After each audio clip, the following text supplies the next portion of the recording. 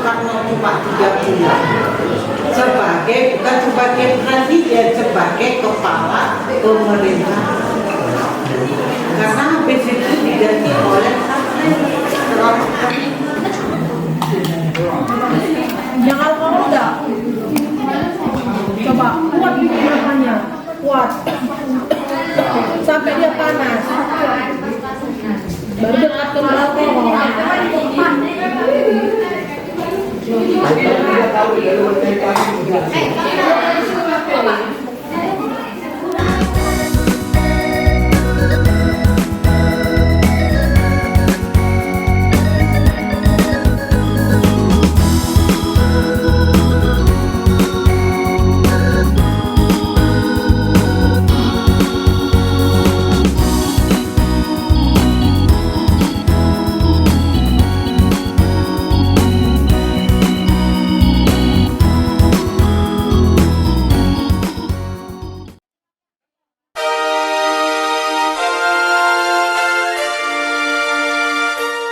Sekarang kita masuk ke presentasi kelompok. Silahkan dipaparkan tentang sejarah Orde Lama yang terkait dengan ekonominya, terkait dengan geografi dan sosiologinya. Satu persatu nanti kalian presentasi atau memaparkan masing-masing materi, ya. Silahkan kelompok 1 maju. Atas nama Evi, Yunita, Marcella dan Dea. Ya, silakan. Berurut ya, sesuai dengan nomor yang sama. Karena ini saya akan memaparkan Orde Lama tentang sosiologi. Dengan adanya Soekarno ikut bersama tangan melibatkan dengan peristiwa PKI yang nyatanya bisa menjadi penyeimbang, tetapi itu malah berkebalikan menjadi peristiwa yang banyak ditentang. PKI tersebut justru bentar ya, biar nggak sulit dengan sosiologi yang dia bilang itu, ya. Jadi dia cuma menjelaskan apa saja perubahan yang ada di dalam masyarakat pada pemerintahan Soekarno. Perubahan apa aja? Ataupun perubahannya ini itu bisa kalian pikirkan seperti apa yang ada berubah. Terus yang kedua mobilitas. Mobilitas adalah pergerakannya. Pergerakan apa yang dilakukan Soekarno? Ya, pergerakan apa yang dilakukan Soekarno itu yang kita jelaskan. Terus tingkat gejolak konflik, berarti di sini yang kita jelaskan waktu pemerintahan Soekarno konflik apa yang ada?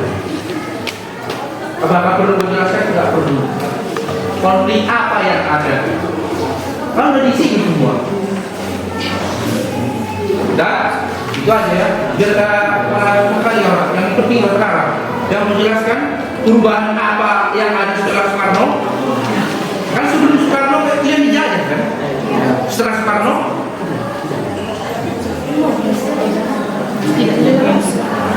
sudah merdeka. Sudah.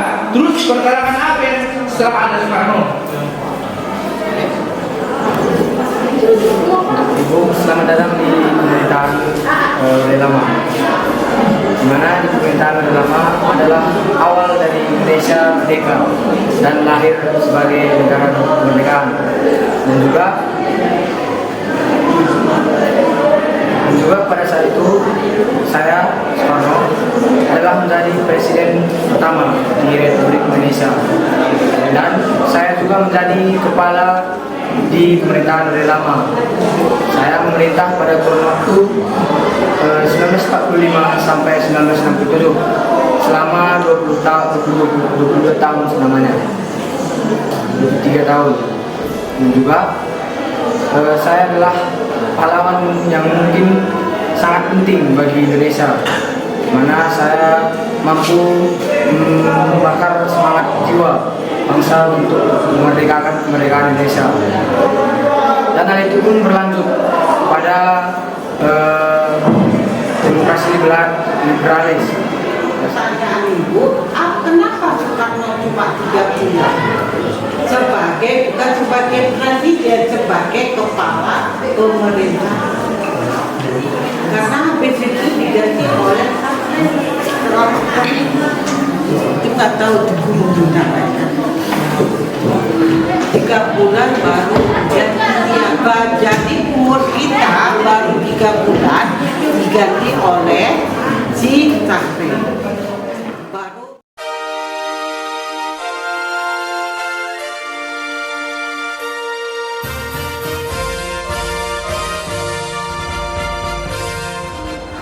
Selamat pagi teman-teman. Sini kami dari kelas 12 IPS 3 ingin menjelaskan tentang Orde Baru. Oke, dimulai dari siapa kamu? Kau Dari kamu Sius. Jadi nanti bergilir. awal kelahiran Orde Baru memang fokuskan program nasional pembangunan ekonomi. Hal ini didasarkan kepada kondisi ekonomi Indonesia di awal Orde Baru yang cukup memprihatinkan, sehingga fokus ekonomi harus berdasarkan pada amanat Pancasila untuk menciptakan kemanusiaan yang adil dan beradab.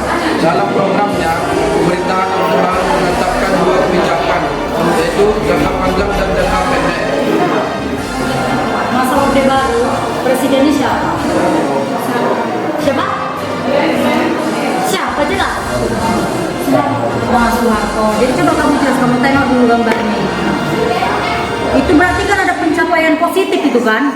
Nah, berarti ada swasembada pangan. Kemudian mobilitas yang ada di pemerintahannya bagaimana, seperti contohnya berapa lama Pak Soeharto menjabat, siapa saja wakilnya. Nah, itu kamu jelaskan. Baru tingkat gejolak konflik pada masa pemerintahan. Berarti pada masa Soeharto konflik yang terjadi adalah itu.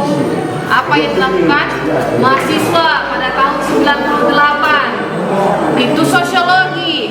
Kemudian di ekonominya kau ceritakan bagaimana sistem ekonomi pada masa itu. Uang apa saja yang digunakan pada saat itu. Kau jelaskan, gak apa-apa kau dari sana. Ini Bu adalah uang, jenis uang yang digunakan pada masa pemerintahan Pak Soeharto. Keadaan pada masa Presiden Soeharto mengalami inflasi yang sangat tinggi. Tepatnya pada tahun 1968 terjadinya moneter, krisis moneter. Tuh, kemudian pada tahun segini terjadinya swasembada. Itu juga termasuk dalam ekonomi. Nah, kemudian udah, baru kalian nanti jelaskan berapa total pengeluaran kalian dalam membuat pameran ini. Ada di ekonomi. 3 tokoh super smart. Siapa coba? Ayo yang lain. Tapi belajar tentang Orde Baru. 3 tokoh super smart. Siapa? Ayo, nggak tahu dia. Siapa ya? Ferdi mana Ferdi? Ferdi nggak di sini ya. Aku ingat sama Ferdi aja. Siapa 3 tokoh? 3 jenderal TNI. Iya, siapa namanya? Mayor Jenderal Basuki Rahmat, Bagus. Brigadir Jenderal M. Yusuf. Bilanglah. Brigadir Jenderal M. Yusuf dan Brigjen Amir Mahmud. Udah yang 3 itu yang bawa super semua.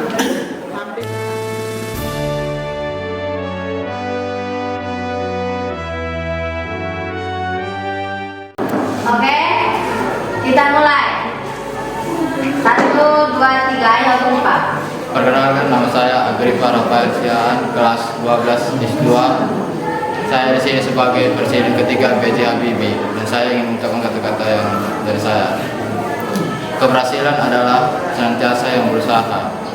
Belajarlah mengucap syukur dari hal-hal baik di hidupmu. Belajarlah menjadi kuat dari hal buruk di hidupmu. Keberhasilan dan kesedihan tergantung bagaimana diri menyikapinya.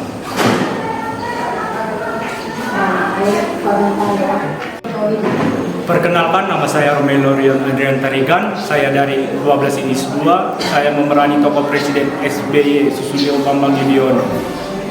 Assalamualaikum warahmatullahi wabarakatuh. Shalom, Om Santi Om, salam kebajikan dan namo buddhaya. Salam sejahtera untuk kita semuanya yang ada di sini. Yang saya hormati Bapak Profesor Dr. Bambang Sugianto dan lembaga-lembaga pendidikan yang saya muliakan. Demikian. Perkenalkan, nama saya Angel Stefani. Di sini saya sebagai tokoh Megawati Soekarno Putri. Kalau saya foto, pasti pengikut saya banyak. Karena saya pertama perempuan. Yang kedua, saya cantik. Kedua itu masih ketawa. Yang ketiga, saya karismatik. Jangan lupa PDI Perjuangan. Terima kasih Allah Bapak yang baik. Terima kasih Allah Bapak yang berkaitan di dalam kerajaan surga. Disuruh dalam proyek kehadiranmu di mana kau masih memberikan atas kehidupan kepada pagi hari ini. Bapak yang baik, terkait dengan yang akan melakukan praktek kami, berilah kami suatu kepintaran untuk bisa menyelesaikan dengan baik, Bapak. Inilah dalam member desa ini, dalam namamu kami berdoa dan bersyukur. Ya, Pak, ini kita jelaskan dulu pertama. Coba perhatikan dulu, ini ada L kan?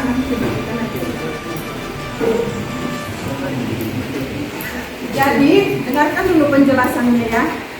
Ini ujiannya adalah kolaborasi IPA. Ya, ada fisika yang pertama, kimia dan kemudian biologi. Sudah? Nah, yang pertama kalian kerjakan fisika dulu. Baca LK-nya. Lalu kamu praktekkan sesuai dengan LK. Fisika dulu semua. Waktunya sampai jam 9. Ya, itu nanti diisi semua sama LK-nya. Nah, setelah jam 9 teng, kami suruh kumpul-kumpul semua fisika. Baru masuk lagi untuk kimia dengan bahan yang sama. Baca lagi LK-nya. Sudah? Nah, nanti kami tentukan mulai jam 9 sampai jam 10 itu untuk kimia. Kimia semua kerjakan, jangan dulu ganggu yang lain LK-nya. Setelah selesai, kumpulkan ke depan LK kimia jam 10. Baru setelah jam 10, mulai lagi kerjakan lagi untuk biologi dengan bahan yang sama dan cara yang berbeda, dengan pengamatan yang berbeda. Sudah? Setelah itu selesai nanti jam 11, dikumpul semua LK-nya.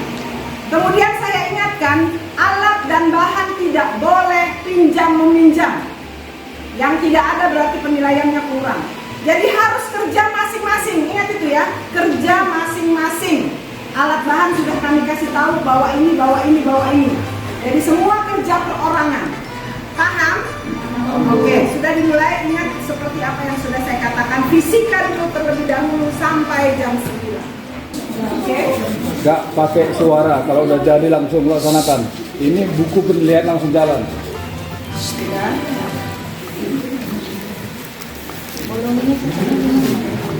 Serah mereka diujukan tidak usah dijelaskan, biarkan saja mereka. Sudah, kita nggak perlu menjelaskan lagi, cukup baca.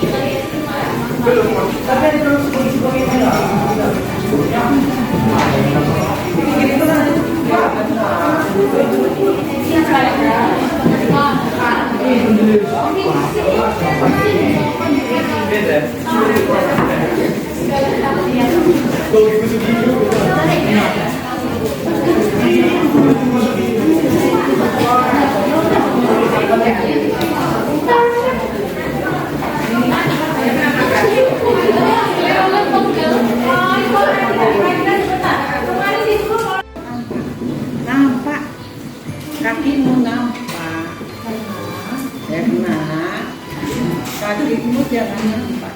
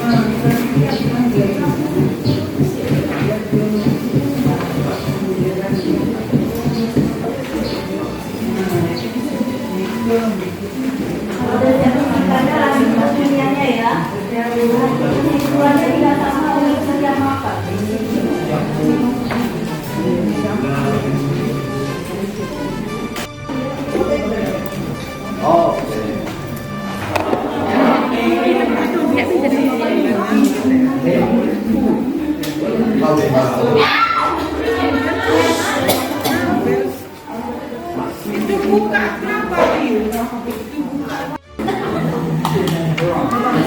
Yang alkohol enggak? Coba kuat bikin makannya, kuat sampai dia panas. Baru dekatkan alkohol.